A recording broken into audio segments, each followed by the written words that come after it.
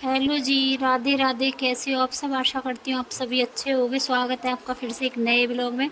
तो आज ब्लॉग शुरू हुआ है कान्हा जी के दर्शन के साथ, क्योंकि आज है लड्डू गोपाल की छठी पूजन। तो सबसे पहले दर्शन कर लो लड्डू गोपाल के, उसके बाद आगे ब्लॉग में बढ़ते हैं। तो फिलहाल तो लड्डू गोपाल नहा धोकर हो गए हैं तैयार। आप देख सकते हो मैचिंग मैचिंग सब कुछ लगा लिया है।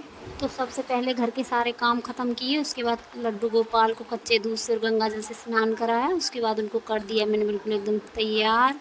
और यहाँ उनको धूप दीप कर दिए, भोग लगा दिया है। और अब बैठ गई हूँ प्रेस करने, क्योंकि आज भी आई हुई है लाइट और घर के काम सारे ख़त्म हो गए। काम तो कभी ख़त्म नहीं होते, कुछ काम छोड़ दिए, क्योंकि लाइट का कोई भरोसा नहीं है। उम्मीद है कि आती रहेगी तो प्रेस कर दूँगी, जब तक आएगी तब तक लगातार प्रेस करूँगी। तो फ़िलहाल तो बैठ रही हूँ प्रेस लेकर, कब तक आएगी वो देखना पड़ेगा। तो फ़िलहाल तो सारे कपड़े निकाल लिए हैं, कुछ रख दिए बेड पर, कुछ रख लिए नीचे, जितनी की ज़रूरत होगी उतनी करती जाऊँगी।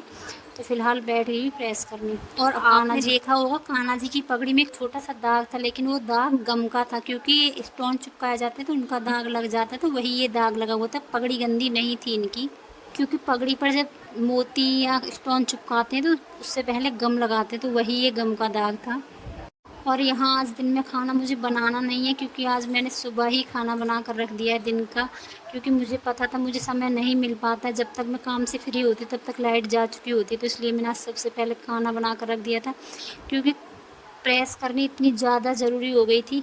आप देख सकते हो मैं पैंटों के ऐसे तय लगाती हूँ, मैं कपड़ों के इस तरह से तय लगाती हूँ ताकि एक दो दिन वो चल सके, लेकिन कब तक यार, कब तक प्रेस की ज़रूरत इनको पड़ती है।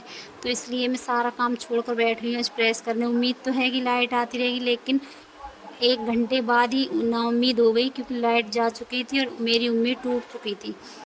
वैसे मैं कपड़े इस तरह से तय लगाती हूँ कि अचानक कहीं जाना पड़े तो ऐसे ना लगे कि इसको इनको प्रेस नहीं है या ये ऐसे पड़े हुए हैं। एकदम एकसार कपड़े लगा कर रखती हूँ तय। अगर प्रेस ना भी हो पाती तो चल जाते हैं, कुछ दिन कट जाते हैं। और यहाँ मेरी उम्मीद टूट चुकी थी, क्योंकि लाइट जा चुकी थी और लाइट के भरोसे में बैठ गई थी प्रेस करने, तो भरोसा टूट चुका है। तो फ़िलहाल तो अब लाइट आएगी शाम को, तो फ़िलहाल उठा कर रख दिया है प्रेस को। और कपड़े पड़े हुए हैं अभी, ऐसे ही अगर लाइट आ जाएगी तो फिर से लगा लूँगी प्रेस। फ़िलहाल मैंने वहाँ का काम छोड़ दिया है। और ये शाम 4 बजे का ब्लॉग है। आज 4 बजे से ही शुरू कर दिया खाना पीना बनाना, क्योंकि आज है कान्हा जी की छठी। तो कई सालों से मैं ऐसे ही छठी पूजा करती आ रही हूँ, जैसे कि मैं आज दिखाऊंगी आपको ब्लॉग में। तो सबसे पहले मैंने कढ़ी की तैयारी कर ली है, तो कढ़ी के लिए बेसन छान लिया। अभी बिल्कुल अभी सामान मंगाया था, क्योंकि कुछ सामान घर में ख़त्म हो गया था, तो उज्जवल से मंगा लिया था कुछ सामान। जैसे कुछ मिर्च मसाले ख़त्म हो गए थे, बेसन ख़त्म हो गया, तो ये कुछ 2-4 चीज़ें थी जो ख़त्म हो गई थी, तो ये सब चीज़ें मंगा ली और तैयारी कर लेती हूँ कढ़ी की। तो सबसे पहले पकौड़े में डाली थोड़ा सा नमक, बहुत ज़रा सी लाल मिर्च, क्योंकि बिल्कुल नॉर्मल कढ़ी बनाऊंगी, ना ही ज़्यादा चटपटी हो ना ही ज़्यादा मिर्च मसाले वाली कढ़ी हो। बिल्कुल नॉर्मल एक बच्चे के हिसाब से कढ़ी बनाऊंगी, जैसे कि एक बच्चा खाना पसंद करता है उस हिसाब से नॉर्मल नॉर्मल वाली कढ़ी बनाऊंगी आज मैं।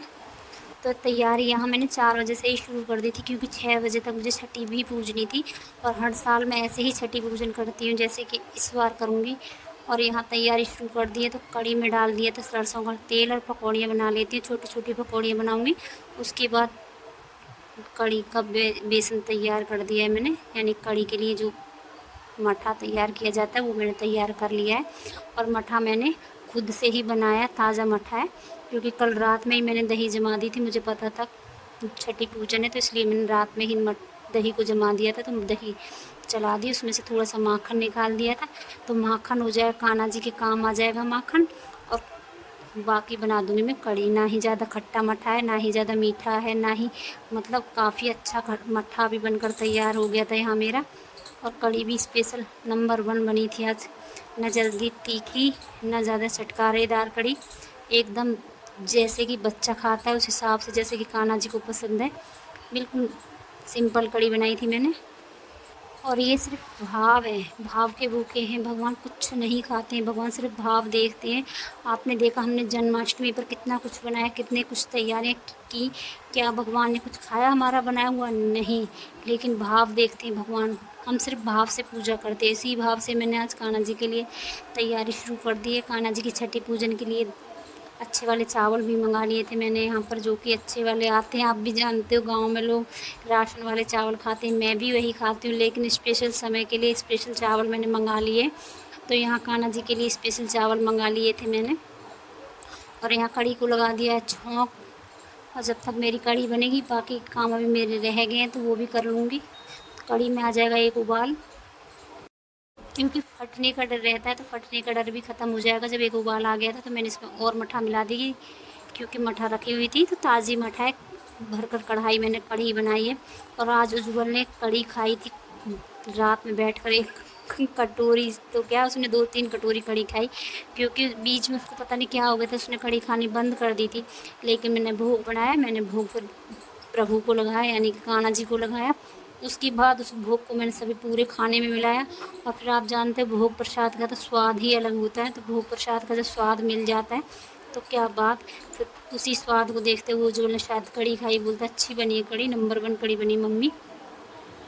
तो चलो फिलहाल मेरी कढ़ी में भी उबाल आ गया, और यहाँ डाल देती हूँ पकौड़ियाँ फिलहाल अभी इसमें। और जब तक मेरी कढ़ी में उबाल आया था तब तक मैंने कर दिए थे कुछ बर्तन पड़े हुए थे, वो भी साफ़ कर दिए थे, चावल बना दिए थे, और फिलहाल पकौड़ी डाल दी। तब तक एक बार फिर से उबाल आएगा तो मैं लगा लेती फटाफट से झाड़ू।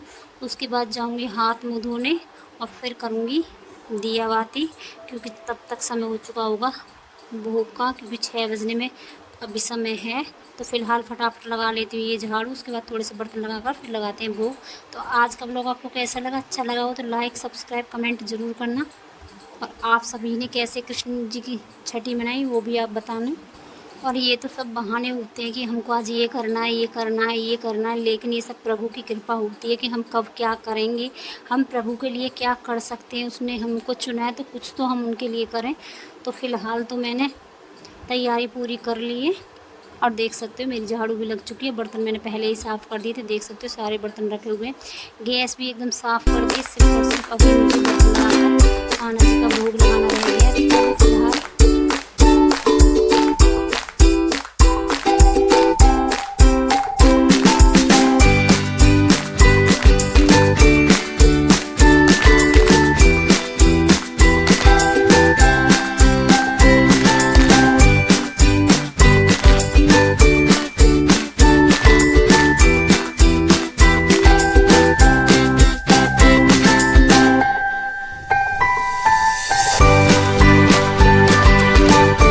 और यहाँ मैं हाथ मुँह धोकर आ गई हूँ। कान्हा जी के लिए भोग की थाली मैंने लगा दी, तो सबसे पहले कर देती धूप दीप आरती, कान्हा जी की आरती। और उसके बाद कान्हा जी के लिए भोग, और उसके बाद कान्हा जी की नौछावर, जो कि किसी की नज़र ना लगे मेरे लड्डू गोपाल को। और उसके बाद मैं कान्हा जी को कुछ देर बाद, मतलब कुछ घंटों बाद कान्हा जी को थोड़ी देर के लिए झूला झुलाऊँगी। उसके बाद कल हो सकेगा तो मैं ये सारा स्थान साफ़ कर दूँगी, क्योंकि छठी के बाद स्थान साफ़ कर दिया जाता है, जगह बदल दी जाती है। तो वैसे ही मैं करूँगी। और यहाँ मैंने कान्हा जी के लिए छठी का भोग इस तरह बनाया, ऐसे बनाई मैंने कान्हा जी की छठी। आप लोगों ने कैसे बनाई कमेंट करके ज़रूर बताना। और आज का ब्लॉग कैसा लगा? अच्छा लगा हो तो लाइक ज़रूर करना। और अब बज चुके हैं शाम के 6, तो कान्हा जी को धूप दीप कर दिया है, कान्हा जी का भोग मैंने लगा दिया है। चलो आज का ब्लॉग मैं अब यहीं पर समाप्त करती हूँ, मिलते हैं अगले ब्लॉग में, तब तक के लिए राधे राधे।